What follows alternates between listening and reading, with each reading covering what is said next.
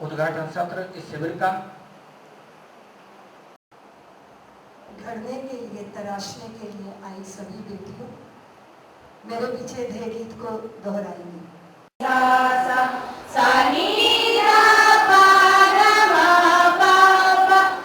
पूज्य दीदी माँ जी अपने कर कमलों से आशीष स्वरूप हमारे अतिथियों को भेंट करेंगी। मैं निवेदन करना चाहता हूँ कि एक हमारे अतिथि उस पौधे को भेंट करें। ये तुलसी का पौधा हाथ में रहना चाहिए। आज के इस अवसर पर, पुनीत अवसर पर यह पौधा दिया गया है। साधिके शरण्ये त्र्यंबके गौरी नारायणी नमोस्तुते। आज मुझे बहुत प्रसन्नता हो रही है। बालिका व्यक्तित्व विकास शिविर के इस प्रारंभ, इस शुभारंभ, इस अनुष्ठान के भीतर जो प्रवेश हो रहा है, उस समय हमारे बीच में इस कार्यक्रम के लिए जो साक्षी बने, जिन्होंने अपना मार्गदर्शन दिया, श्रीमान कर्नल अतुल शर्मा जी की उपस्थिति को मैं वंदन करती हूँ। हमारे बीच में आदरणीय मनीषा जी, लक्ष्मी मिश्रा जी, मंजू जी, श्वेता जी विराजमान हैं। ललित किशोर जी भी मंच पर विराजमान हैं। मैं वे सब मातृशक्ति जिनको श्रवण करके आपको लक्ष्य संधान हुआ, प्रेरणा मिली, उन्होंने अपने जीवन को जिया है, अनुभवों को उसमें से निखरे हैं, परिश्रमों की आग में से गुजर कर जो कुंदन बने हैं, आज उन्होंने जब अपने अनुभव आपसे साझा किए हैं तो ये मात्र किताबों की कही गई बातें नहीं है, ये जिंदगी के फलसफे हैं जिसमें से उन्होंने जिया है, उसे पाया है, कुछ खोया भी है, और फिर जो सार तत्व में आया उसको आपके सामने प्रस्तुत किया है।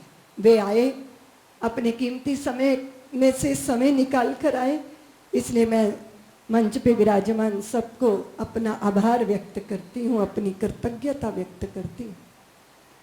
सभी बच्चियों, आपका यहाँ होना ये एक छोटी घटना नहीं है। आपको अपनी इस तरुणाई के काल में, जब बेटियां सिर्फ अपने सपनों के राजकुमारों की दुनिया में खोई होती हैं, सिर्फ एक चीज, ऐन्द्रिक लालसाएं हमें अपोजिट के प्रति आकर्षित करती हैं। वो समय होता है जब उस सारी ऊर्जा का ऊर्ध्वगमन होना चाहिए और हमारी जिंदगी निखरनी चाहिए। लेकिन उसी समय जिंदगी के इस नाजुक मोड़ पर कुदरत हमें उस दौराहे पर खड़ा कर देती है जहां हमारी अधोगामी यात्रा भी और ऊर्ध्वगामी यात्रा की भी संभावना होती है। कुदरत, प्रकृति, भगवत्ता, परमात्मा, सत्ता हमको अवसर देता है। चाहो तो पशुता में गिर जाओ, चाहे तो मनुष्यता के शिखरों को पालो, चाहो तो अपने परिवार की यश कीर्ति को मिट्टी में मिला दो, चाहो तो अपनी मां भारती के गौरव को आसमान पर ले जाओ, चाहो तो आफताब का तारा बन जाओ, चाहो तो पत्थर का कंकड़ बन के गलियों में रुल जाओ, चाहो तो दुनिया ना पहचाने एक साधारण जिंदगी को जी लो, और चाहो तो तुम्हारे कर्तृत्व, तुम्हारे कर्मों से तुम्हारे राष्ट्र, तुम्हारे देश की पहचान बने। अवसर है, पशुओं के लिए नहीं है, पक्षियों के लिए नहीं है, इंसान के लिए है। और हमेशा कुदरत दो विकल्प सामने रखती है, आप जिसको चुन लेते हो वो आपका भाग्य बन जाता है। ये मत कहिए कि विधाता ने हमारा भाग्य बना दिया। विधाता ने हमारे साथ एक विचित्र तरह का छल किया। उसने दो चॉइस हमारे सामने रखी और जिसको हमने चुना वही हमारा भाग्य बना। तो फिर जिम्मेदारी विधाता की नहीं है, जिम्मेदारी हमारी स्वयं की है, क्योंकि हम स्वयं के भाग्य विधाता हैं। विधाता ने तो विकल्प रखे थे सामने, ये या ये, क्या चुनते हो? गीत या गालियां, क्या चुनते हो? वासना या प्रार्थना, क्या चुनते हो? जगत या जगदीश्वर, क्या चुनते हो? पाप या पुण्य, क्या चुनते हो?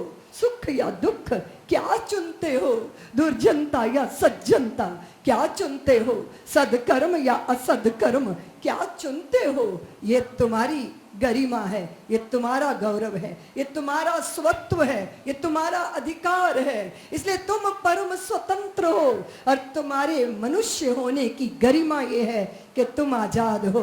और लेकिन जो आजाद होता है उसकी जिम्मेदारी भी ज्यादा बन जाती है, क्योंकि आजादी का कहीं दुरुपयोग ना हो जाए, इसीलिए तुम्हें सावधान किया जाता है। गधों को कभी एकत्रित करके व्यक्तित्व निर्माण के शिविर नहीं लगते। गधा गधा होता है, गधा बन के ही पैदा हुआ है, गधेपन में ही दुनिया से विदा हो जाएगा।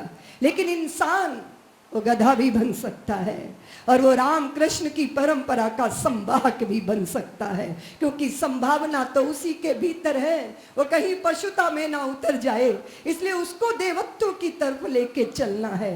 इसीलिए किसको चाहिए संस्कार, किसको चाहिए सत्संग, किसको चाहिए अनुशासन, किसको चाहिए पाथे, किसको चाहिए पथ का प्रदर्शन, किसको गाइड चाहिए, किसको गुरु चाहिए? वो है इंसान, वो है मनुष्य। फिर मनुष्य में भी आगे बढ़कर स्त्री, जिसके लिए पूरे समय भारत के अंदर वातावरण है कि वो हीन भावना किस लिए आई? उसको पीरियड होते हैं, वो रजस्वला होती है, वो पिता के अधीन रहती है, फिर पति के अधीन रहती है, फिर पुत्र के अधीन रहती है। इस तरह की बातें, उसको पढ़ने का अधिकार नहीं, वो संतानों को जन्म देने की सिर्फ मशीन है, उसको मर्यादाओं की सीमा में रहना पड़ता है, उसके कपड़ों के बारे में नुक्ताचीनी होती है, उसी के लिए सारी रिस्ट्रिक्शंस हैं, उसी के लिए सारी बाधाएं हैं, और उसी के लिए सारी सीमाएं हैं। स्त्री होना, लड़की होना, पराधीन होना है। इस तरह का विचार भारत की स्त्री को पिछले 1200 सालों से जकड़ के बांधे हुए। अगर गुलामी के काल में हमने कुछ दुर्भाग्य को आज तक भोगा है, तो उसके पीछे ये कि भारत की स्त्री की आत्मा की हत्या की गई, उसके अस्तित्व को नकारने की कोशिश हुई। तो हम सोचते हैं कि इन 10 दिनों में तुम वैदिक काल की स्त्री का जरूर चिंतन करिएगा। जो देश कहता है कि वेद को पढ़ने का अधिकार स्त्री को नहीं है, उसी वेद की ऋचाओं की निर्मात्री सैकड़ों की संख्या में स्त्रियां ही रही हैं, जिन्होंने वेद की ऋचाओं की रचना रची है। अगर 2 विद्वानों के बीच में शास्त्रार्थ होता था तो उसमें विजय किसकी हुई, इस बात का निर्णय भी कोई स्त्री ही करती थी। अगर युद्ध के मैदान में राजा दशरथ देवताओं के पक्ष में खड़े हुए दिखाई देते थे, तो साथ में कैकेयी भी होती थी, रथ के उस पहिए की धुरी की कील को टूटते देखती थी, और देखती थी कि अगर पहिया गिरा, अगर रथ लुढ़का, तो फिर विजय वैजयंती नहीं फहरा पाएगी। तो फिर अपनी उंगली, अपनी बाह, अपना हाथ उस कील की जगह समर्पित करके लहू लहान रक्त रंजित उस काया को देखकर दशरथ विमोहित होते रहे हैं। इसका अर्थ वो युद्ध के मैदान में भी थी। और जिसने कहा कि ममता की मूर्ति है, आंचल में दूध है, आंखों में पानी है, चित्त में पराधीनता का संस्कार है, उस संसार ने देखा कि एक नहीं 1200 शत्रुओं के मुंडों को काट काट के मां भारती की गोद को धन्य करने वाली वो लक्ष्मीबाई ने अपनी ममता को छाती से नहीं लगाया था, अपनी पीठ पे बांध लिया था, घोड़े की बागडोर को दांतों में दबा लिया था, दोनों हाथों में तलवारें पकड़ ली थी, और देशद्रोहियों से राष्ट्र को मुक्त किया था। कौन थी वे जिसके भीतर वो भाव था बलिदान। इसलिए अगर कोई कहता है कि वो चूल्हे चौके तक की सीमा में बंधी हुई है, तो उसे मालूम नहीं कि विश्व का, संसार का जब प्राणी अपने आप की प्रतिष्ठा के लिए सभ्यता का पथ प्रशस्त कर रहा था, तब भारत की देवियां ऋचाओं की रचना कर रही थी। तब भारत की देवियां, सारे विश्व ने देखा है कि लाइन लगाकर पुरुष खड़े होता था, ये इसमें ये गुण है, इसमें ये योग्यता है। वो आगे बढ़ती थी, अपने गुणों के अनुरूप अपने साथी का चुनाव करती थी। आज हम देख रहे हैं कि बार बार आके देखी जाती है, टटोली जाती है, चला के देखते हैं, बुलवा के देखते हैं और बाद में रिजेक्ट करते हैं, क्योंकि कितनी पेटी लगाएगा पिता ये निश्चित नहीं हो पाता। इस पतन की गर्त में पहुंची स्त्री। क्यों हम एक अजायब घर बने? क्यों हम असहाय हुए? क्यों हम बेचारे हुए? क्या होना चाहिए? तो फिर जब लड़कियां बदतमीजी पे उतरी तो फिर दूसरा एक विषय आया, ये क्या करना, खाना आता है, गाना आता है, नाचना आता है, कढ़ाई करनी आती है, बिजनेस की टेबल पे बिजनेस डील कर सकती हो? उसने कहा सब कर सकती हूँ। 100 प्रश्न किए तुमने, सबको स्वीकार करती हूँ कि मैं पारंगत हूँ इसमें, लेकिन मुझसे नाचना गाना ये सब अपेक्षा कर रहा है ये लड़का जो मुझसे शादी करना चाहता है, तो मैं इससे एक प्रश्न कर लूं? तुम कैसे प्रश्न करोगे? तुम्हें तो प्रश्न करने का अधिकार नहीं है। उसने कहा कि नहीं, एक प्रश्न, मेरे को गाना आता है, बजाना आता है, लेकिन इसको तबला बजाना आता है कि नहीं? अब वो दाएं बाएं झांकने लगा कि तबला बजाना, मैं क्यों सीखूं तबला बजाना? तो बोले जब मैं नाचूंगी तो तबला तेरे दादाजी बजाएंगे, थोड़ा सा तबला बजाना सीख कर आओ। हुआ ये कि वातावरण अजीब हुआ। वहां क्या हुआ? वहां की अति के कारण। अति कहां से शुरू हुई? द्रौपदी के उस समय से जब पांचों पुत्र श्री, पांचों पति श्रीहीन होकर झांक रहे थे और दुष्ट दुशासन शील भंग करने का और सम्मान को ठेस पहुंचाने का प्रयत्न कर रहा था। गलती हुई भारत के अतीत में, जब अहल्या को गौतम ऋषि के चित्त में अहल्या के प्रति एक शंका का उत्पन्न हुआ। वो इंद्र बलात्कारी को नहीं रोक सके, लेकिन अहल्या का त्याग कर दिया। भगवान राम ने कहा नहीं, मैं परित्यक्ताओं का राम हूं, मैं शबरियों का राम हूं, मैं उनका जो पिछड़े हैं, मैं उनका जो उपेक्षित हैं। इसलिए उस कुटिया में जब चरण रखा प्रभु राम ने, तो विश्वामित्र ने कहा कि राम ये वो भक्त है जो पाषाण बन गया। एक तेरा भक्त था जिसने पत्थर में भगवान को प्रकट किया था, और आज तुम्हारी परीक्षा है राम कि तुम इस पत्थर में भक्त को प्रकट करो। बस चरण छुए नहीं थे, चरणों की धूल छुई थी। इसका अर्थ कुछ और है। सारे समाज से अपमानिता किसी स्त्री के घर में अगर राम जैसे प्रतिष्ठित व्यक्तित्व जाकर खड़े हो जाते हैं तो पाषाणी कल्याणी बन जाती है, क्योंकि समाज में स्वीकार कर ली जाती है। राम के काल से ये परंपरा चल रही है कि भारत की देवियों को वो प्रतिष्ठा मिले। लेकिन आज जिस पथ पर आकर खड़ी हैं देश की बेटियां, ये तो मैंने चाहा था कि घूंघट के पट खोल के मैं भी 2 आंखों से जग को देखूं, किंतु आवरण हटे हैं जितने वो मुझको स्वीकार नहीं। सदियों से मैं चीख रही हूं, गौतम ऋषि का शाप गलत था, धोबी का आक्षेप गलत था, मति अंधों की द्युत सभा में धर्म धुरंधर भीष्म पिता का सबका वै वश्य गलत था, किंतु बरसाती नाले सी उच्छृंखल अपने राघव लव कुश तजकर स्वर्णमयी लंका को वर्ती तुम मेरी प्रतिमान नहीं हो, तुम मेरी प्रतिहारी नहीं हो, कोई और नाम तुम खोजो, तुम भारत की नारी नहीं हो।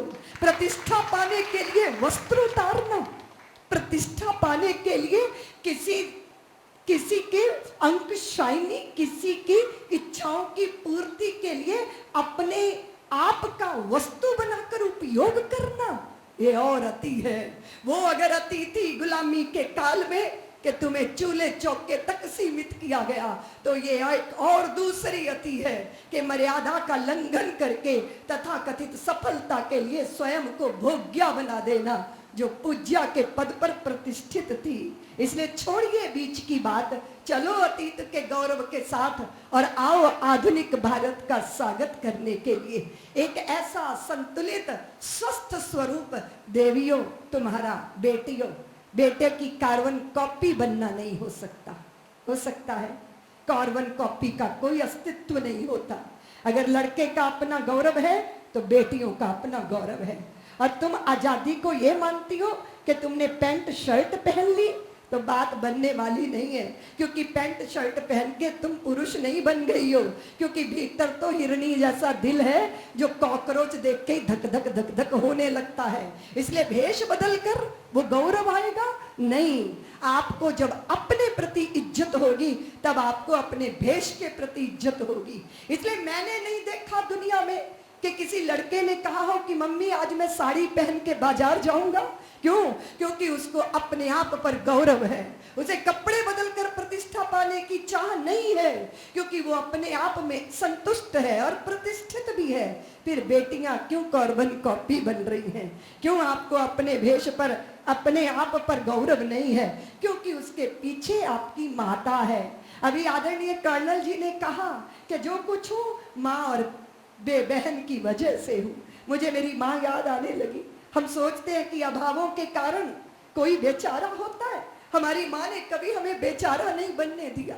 घर में भोजन नहीं होता था तो वो सिल बट्टा लेके मसाला पीसती थी जिसमें मसाला ही नहीं होता था। हम कहते थे माँ उसमें कुछ भी तो नहीं है, तू ये पत्थर क्यों रगड़ रही है?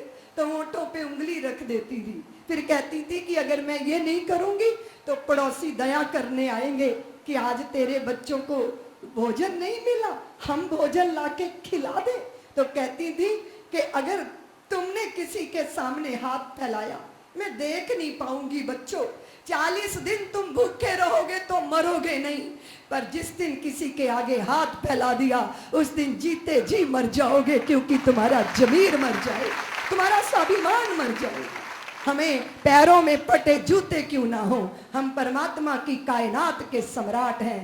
इसलिए बच्चियों, देश में ऐसा वातावरण पैदा करो कि कोई बड़ी कार से बड़ा नहीं होता और कोई बड़े पदों पे बैठकर बड़ा नहीं होता, क्योंकि 5वीं मंजिल की मुंडेर पर बैठ के भी कौआ कौआ ही रहता है, वो हंस नहीं हो जाता। अगर कोई हंस है तो वो अपने सद्गुणों की वजह से है। देश का वातावरण बिगड़ा है बच्चों। यहाँ चरित्रहीन, अनैतिक, भ्रष्टाचारी अगर पद पा जाए तो उनकी आरती उतारी जाती है। सज्जन शक्तियां चुप हैं, शांत हैं। कौन बदलेगा इस वातावरण को? तुम बदलोगी, क्योंकि तुम आने वाली संतानों की माता बनोगी। और माता जो दे सकती है वो संसार का कोई व्यक्ति नहीं दे सकता। उसने कहा माँ मुझे पैसा मिलेगा, 2 लाख रुपया मिलेगा, छोटी बात थोड़ी है माँ। मैंने जिंदगी में कभी गैर कानूनी काम नहीं किया माँ, ये जरा जरा सा अनैतिक है, तुम मुझे करने दो। 2 लाख रुपया माँ मैंने कभी नहीं देखा। सुनती रही माँ, बैठ के सुनती रही, अनपढ़ थी, बहुत देर तक सुनती रही अपने बेटे को।